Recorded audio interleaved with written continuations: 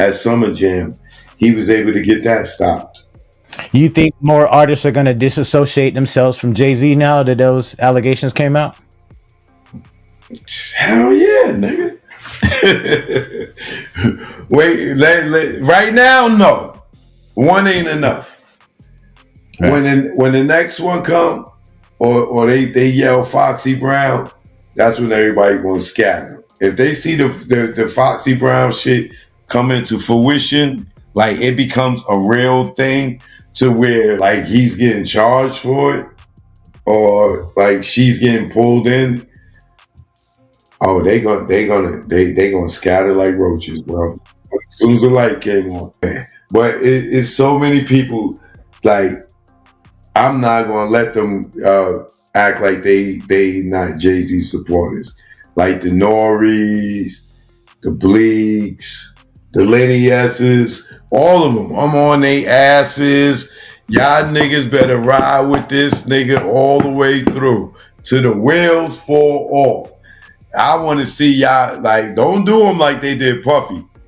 Like, even Jay, everybody did Puffy dirty. That nigga got locked up. That nigga Puffy ain't got no friends, bro. You know what I'm saying? You went viral recently, Choke, man. A lot of bloggers was kind of taking some of your lines, man, and kind of running with it. And they were saying you were at the actually taping of Jamie Foxx's special? Yeah, I was there. Like, did he actually say that he was poisoned by Diddy? Yeah, he did.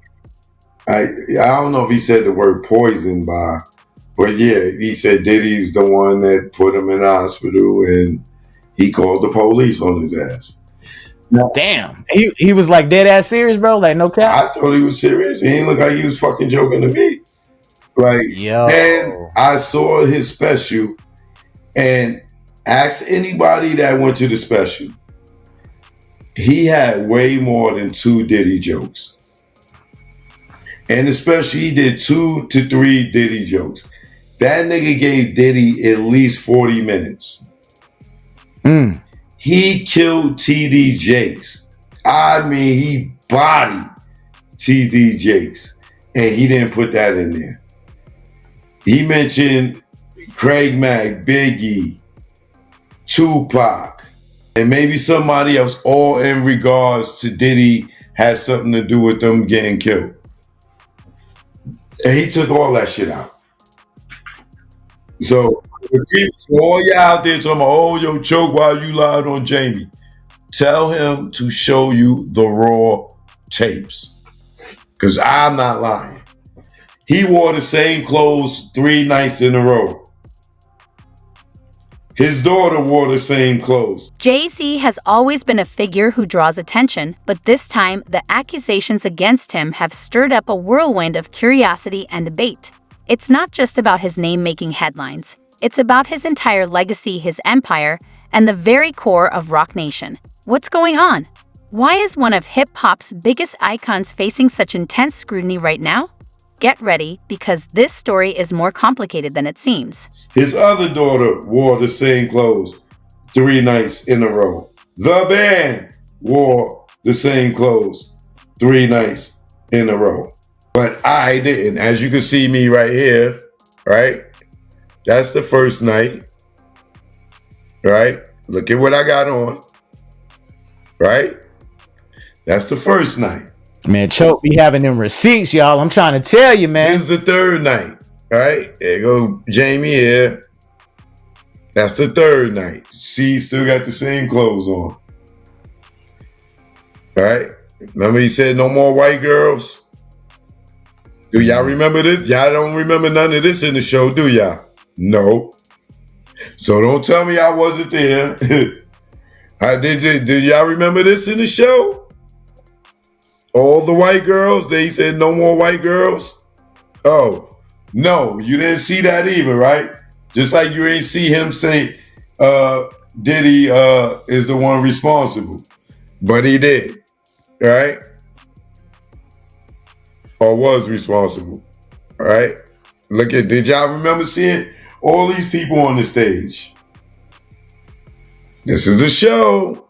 Do you remember seeing any of this in the show you saw on Netflix? No. Why? What does that mean? because it means it got cut out.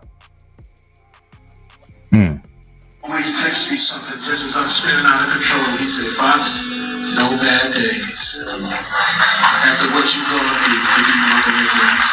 My publicist Allison right there, she just had a baby. They were all there when it went down. So, y'all don't remember? Yeah, you didn't see that part either, huh? Okay. My boy dropping in receipts on y'all asses. Trey Young was there. Now, y'all seen what I had on the first time, right? Now what I got on, a different shirt, right? Different outfit. Okay. So, you know what I'm talking about. Now, Choke, what did he have to say about TD Jakes, man? You remember what he had to say about him? Something about him being a power bottom and all that stuff. Right? Then they had the fake Jamie Foxx. He was there. That's how the show started. Ask anybody that was there. They said, Jamie Foxx. And then this dude came out that everybody was seeing on social media. Here go put him and Jamie together. He looked just like his ass. That's crazy. Right? So, who is this? Me and his daughter, right? Yeah. Let me see. See, she got on the same clothes 3 days in a row. Because it was a taping. So, what y'all saw was 90 minutes. The show was actually 9 hours. So they took 9 hours and cut it into 90 minutes. So dude was performing for 9 hours on stage? Over 3 days. Damn. He did a show Friday for 3 hours, Saturday for 3 hours, and Sunday for 3 hours. Or Thursday, Friday, and Saturday. I can't remember. See me and the sexy Miss Carrie, baby. And me and Jamie. Brother Jay. So, yeah, I can say what y'all want.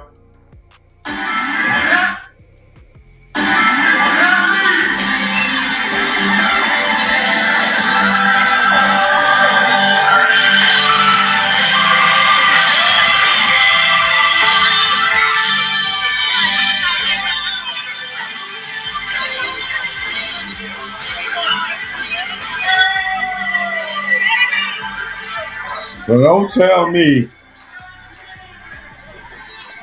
And if y'all look in the audience, y'all see me sitting there. Right? Now look, let me show y'all something even better. Here go one. It's me right here next to Jamie, right? Look what I got on. Right? Camouflage hat and the blue and white or green and white checkered shirt. Right? For all those who talking about I lied. Let me show y'all something. Now, look, there go me in the crowd. What I got on. Mm-hmm. Same show, right? How did I change my clothes? Right? Look. Look. I'm at the show with a shirt and blazer on, right? Ain't that the same guy? That's me, right? Okay. how did my clothes change? One thing they always gonna do is hate on you, bro. You know what I'm saying? They're gonna call you cat. These receipts show you. Oh, so I ran home, changed clothes, and came back. Like, yo, man, these people was funny, bro. Trust me. He said it. He cut TD Jakes' ass up, my nigga. Yo. Oh, that's shocking. That's shocking. It was so much. Yo, trust me, the show was better live than it was what I saw on Netflix. Like, right. He has so many great Diddy jokes. I mean, so many great Diddy jokes. Oh my God, he killed TD Jakes. He took out the best. They took out the funniest parts. But I know. And then the other thing for all y'all, he did that show 3 nights in a row. Everything he did before. Y'all think he really cried all 3 times? Y'all seen him cry on the show when he's hiding behind his daughter like this? It's because he couldn't cry again. Like, that whole thing, man, it was a TV show, man. It was a soap opera. It was scripted.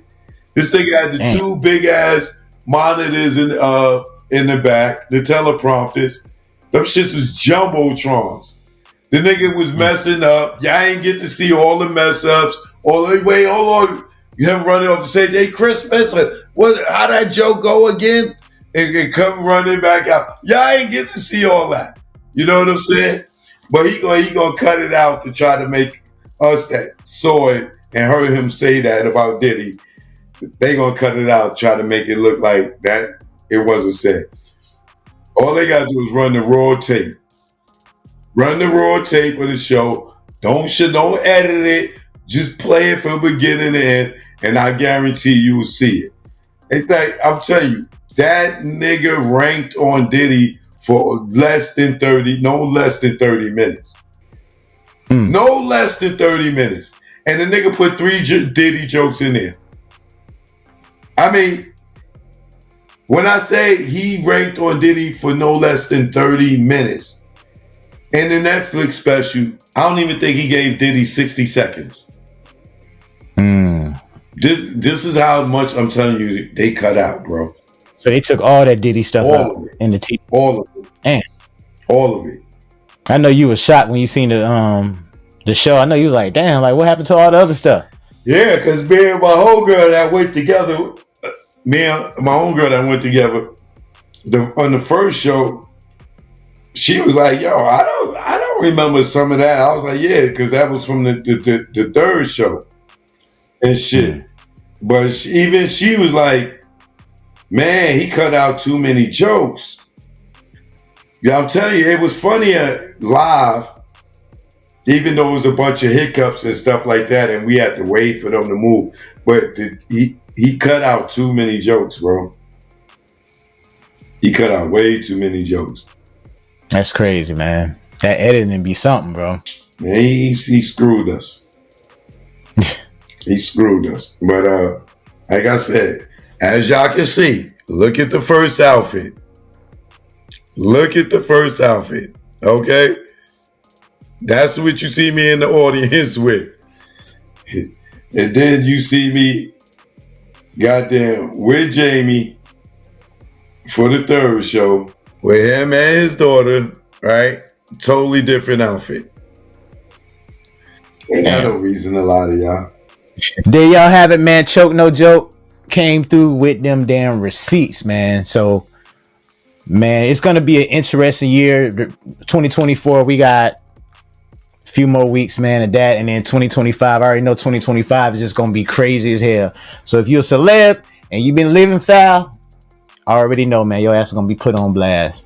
Yeah, and let me tell y'all, stop being quick to defend. Better wait it out.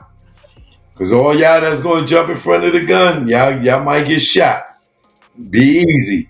Let's dive into the shocking allegations at the center of this controversy. A former Roc Nation employee, with the backing of Tony Busby, a well-known lawyer famous for taking on high-profile celebrities, has come forward with claims that could shake up the entertainment industry. These accusations are not just scandalous, but deeply disturbing. Jay-Z and Sean Diddy Combs are reportedly accused of a horrific act involving a 13-year-old girl, allegedly taking place at an after-party following the VMA Awards, one of the most glamorous events in the entertainment world. All right, Sharonda, if this allegation is true for a 13-year-old, what type of trauma are we talking about? And we're talking about extensive trauma. We're talking about frontal lobe issues, temporal lobe issues, where we're talking about memory. We're talking about an increase in anger, an increase in frustration. We're talking about sensory fragments where you remember sense of smell. You remember everything, every little detail, because you're stuck there and you can't progress and you can't move forward. I think there are also other things we have to consider. In studying this case, the alleged victim reported that she, struggles with autism and she had a brain injury. And so when you add those factors in there and she has a history of epilepsy, those things also affect memory. And I think that that's the part that's going to make this pretty challenging. But in the effect that there's some sexual trauma there's going to be a lot to pull apart with a case like this. Okay, now the lawsuit says after the alleged rape, the teen ran from the party and called her dad to come pick her up from a gas station. Chloe Mellis at NBC News spoke to the unnamed accuser and her father in this investigative report.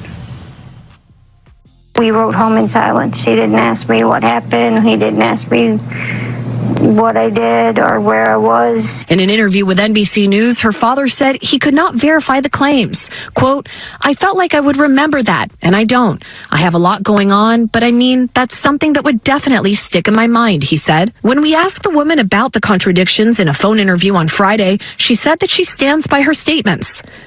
"I have made some mistakes," she said. "Honestly, what is the clearest is what happened to me."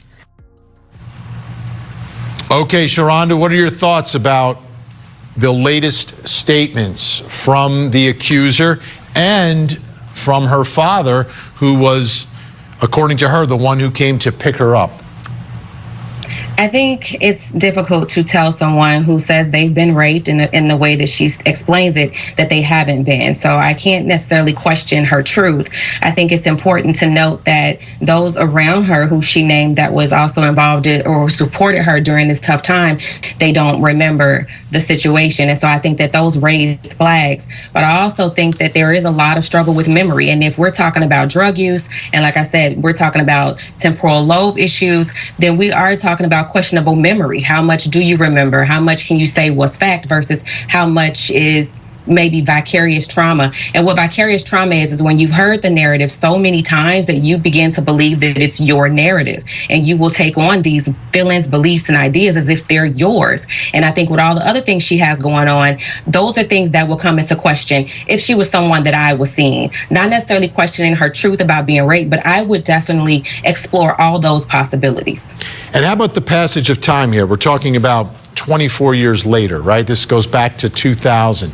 It's 2024. Going back 24 years to remember something that happened to you when you were 13. When these allegations surfaced, the reactions were immediate and polarizing. Jay-Z didn't just deny the claims, he dismissed them outright, calling them idiotic. He went on to accuse Tony Busby of attempting to blackmail him, framing the entire situation as a desperate ploy to tarnish his reputation. But as the dust settled, more allegations began to emerge, shifting the narrative in ways no one could have anticipated. Oh, how accurate would you expect those memories to be? I think when it comes to trauma victims, 20 years ago feels like yesterday. So I do think that there is some details that they will remember. They will remember scents. They will remember sounds, voices. They will remember all that as if it just happened yesterday. So I don't think that the time frame of it all, plays a huge factor. Now, I do know that there are some clients who will block things out, but the minute you start unraveling, it will come to them with such clarity. So I don't think that 20 years ago makes any difference to a trauma victim, because to them, it feels like yesterday or like they're still in the moment. And that's what hypervigilance is. And is there any way from your perspective when you're talking to someone to work through to figure out what is an actual memory versus what is perhaps, your mind playing tricks on you or some impact from the trauma itself? Is there any way to peel back any of those layers, or is it just is what it is?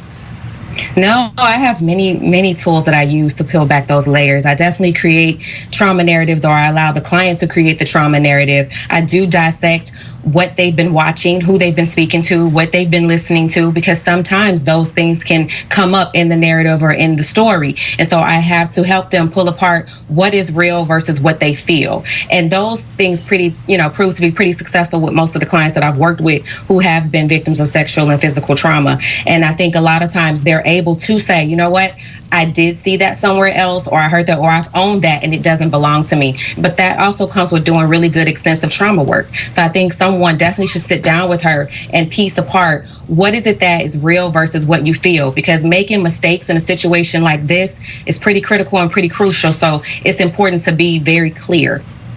Sharonda Brown, always great insight. We appreciate your valuable time. Thank you so much. All right. You're welcome. My think tank's still with us. Al Wunsch, Darnell Crossland, and Jennifer Brandt. So Jay-Z responded very quickly now after this latest revelation and said this incident didn't happen, and yet he filed it, meaning the attorney, in court and doubled down in the press. True justice is coming. We fight from victory, not for victory. Jennifer Brandt, what about this whole thing from Jay-Z's perspective? If none of this happened, if absolutely none of this happened, what should he do? What will he do? Well, I think first he's going to disprove these claims and, and show that he wasn't there, or come up with some reason, why this is all false. And there are some inconsistencies in the story already. Whether he goes after her now, goes after the victim. When these allegations came to light, the response was swift and divided. Jay-Z didn't just deny the accusations, he completely rejected them, calling them foolish. He also accused Tony Busby of trying to blackmail him, painting the whole situation as a desperate attempt to ruin his reputation. But as time passed, more accusations started to surface, changing the story in ways no one saw coming. This is kind of what people have been waiting for. When Tony Busby came out at the beginning of October and he promised to name other people co-conspirators, the facilitators of foul play, he called them. Was that kind of what you were seeing online, just comments of, oh, okay, it's beginning? I think, since Diddy was arrested and the idea of his parties, people have been clamoring for additional names, other celebrities to now be pulled into that. And Jay-Z is one of the biggest celebrities so far. It's pulled into it. So yeah, people were kind of waiting for a moment like this. And if you listen to his lawyers, some of the things that they said that were pretty interesting is he's not a target.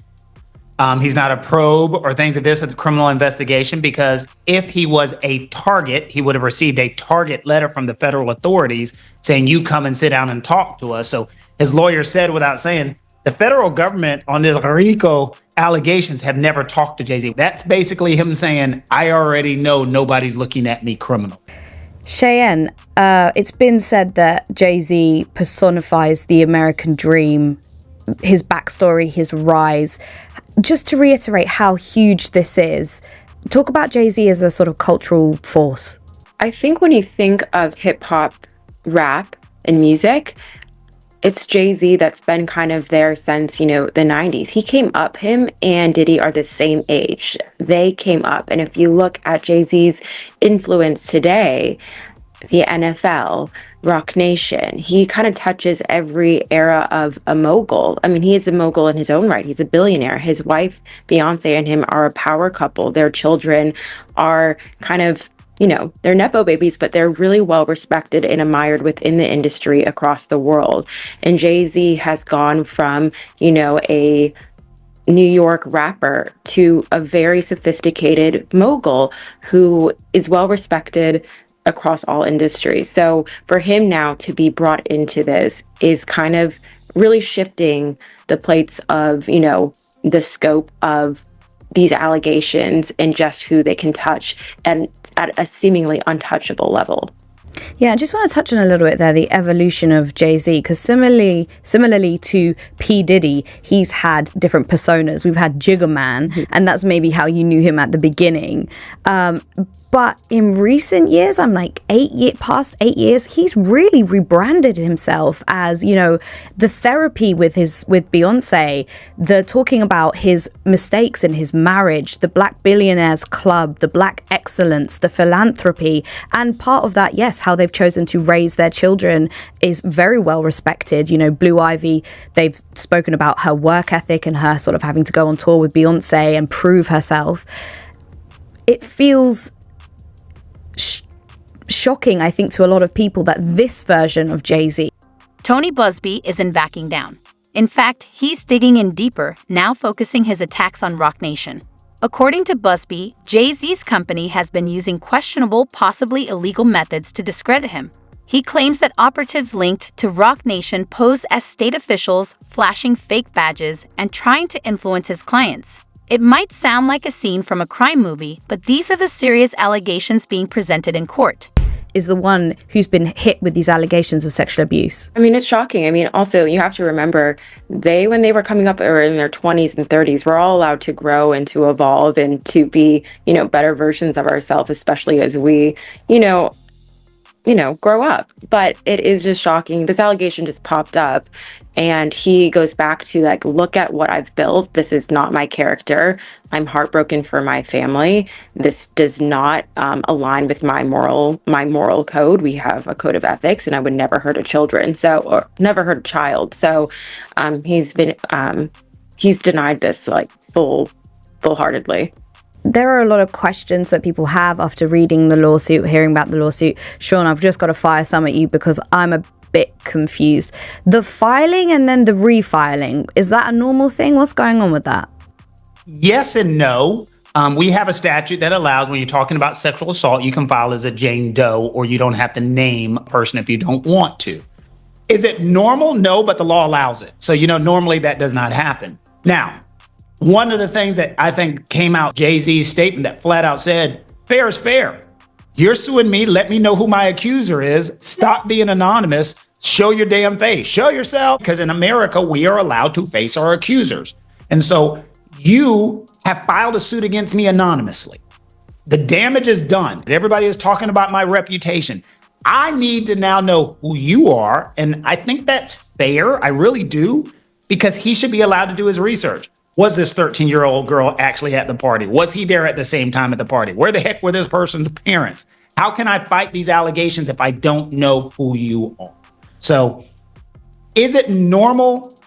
Yes. Is it rare? Extremely. But sexual assault cases are different. So if they filed with Jay-Z listed as celebrity A. Yes. Right.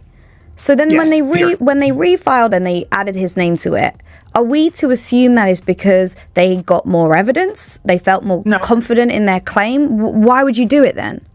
Because they sent him a demand letter and they basically said, look, we're naming you in this lawsuit. We're suing you. If you want to keep your name out, pay us.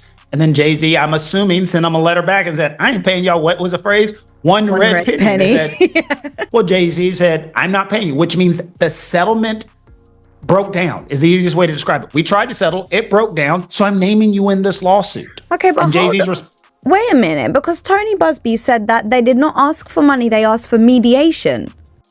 Correct, a confidential mediation. They wanted to sit down together. They wanted to have a confidential mediation to see if they could settle. Okay. Mediation, is it a normal thing to ask for? Why? I'm trying to put myself in the mind of somebody who may possibly allegedly have suffered this. Mediation, why would you want that? In some states, it's not even that you want it, it's required.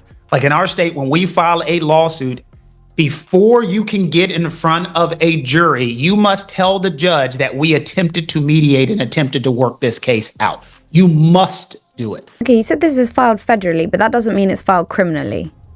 No. If it's within the statute. Busby even took to Instagram to share more about the situation, claiming that Roc Nation went to extreme lengths to try and discredit him. He argues that the company went too far, made mistakes, and in the process, got their illegal actions caught on tape. That's a strong accusation, and Busby insists he has the proof to back it up. If what he's saying is true, it could have serious consequences not only for Jay-Z and Roc Nation, but for the entire entertainment industry. Rap mogul Jay-Z is denying allegations he sexually assaulted a 13-year-old girl alongside rapper Sean Diddy Combs. That civil lawsuit filed against Combs in October was amended Sunday to include Jay-Z. The accuser, identified only as Jane Doe, says she was sexually assaulted by both men at a Video Music Awards after party in 2000. In a blistering statement, Jay-Z accuses Jane Doe's attorney of trying to blackmail him. He said further, quote, "These allegations are so heinous in nature that I implore you to file a criminal complaint, not a civil one. Whomever would commit such a crime against a minor should be locked away. Would you not agree?" He added, "My only heartbreak is for my family. My wife and I will have to sit our children down, one of whom is at the age where her friends will see the press and ask questions about the nature of these claims and explain the cruelty and greed of people." Joining us now, Joey Jackson, CNN legal analyst and criminal defense attorney and former prosecutor. There's a lot to unpack here. Joey, I want to start with just the statement from Jay-Z, which is so forceful in its denial. I just read a teeny part of it. It's long, where he says that they should file a criminal complaint. Is that even possible at this point? So based on the allegations, Jessica, good morning. Good to see you. I think that it certainly could be. Why do I say that? Now, he, of course, is more than annoyed, would be an understatement. Yeah. He has a family and he has a lot to protect, including his brand. But to the extent that he's saying, hey, come after me criminally, that could be likely. Why do I say that? Because rape in New York, and what's alleged in this complaint, is forcible compulsion. What that means in English is that it's saying that he held her down, raped her, and that, of course, the allegation is that Mr. Combs did the same thing. And so if those facts are actually accurate, it would require an investigation by prosecutors. And if true, right, you could pursue it criminally. Now, with respect to evidentiary value, yes, it happened 24 years ago, right, more than 24 years ago. But in the allegations, there's a few things. Number one, there's allegation that another celebrity was present at the time, right, in addition to other people. Number two, there's the claim by the victim, right, that she left, that she went and she was seen by a gas attendant who saw her in distress. Number three, that she phone called her dad, who showed up, the 13-year-old, and now removed her. So civil complaint, simply allegations, needs to be proven in a court of law, but if true, it could rise to the level of criminality, and, you know, we'll see what happens if the DA looks and investigates. So what happens now? So what happens now is this is simply a civil complaint. And in a civil complaint, it goes through the technical legal process. Now, the distinction, Jessica, between civil and criminal, of course, is that civil is for monetary damages, right?